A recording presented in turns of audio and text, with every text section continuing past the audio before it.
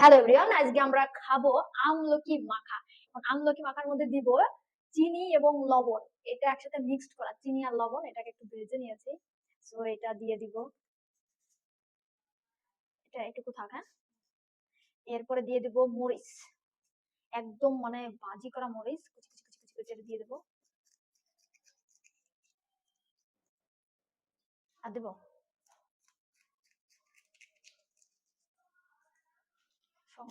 এত খাইতে পারবো না।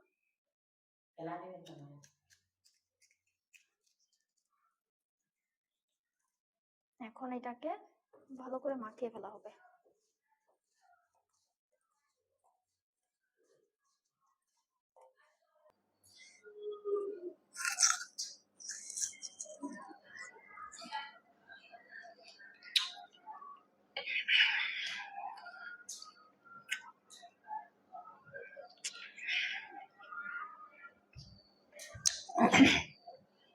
কেমন লাগতেছে?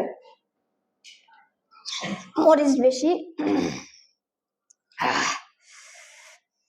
আপনারা যারা খাবেন তারা একটু মরিচ কম দিয়ে খাবেন, মজা, বাট মরিচটা বেশি হয়েছে।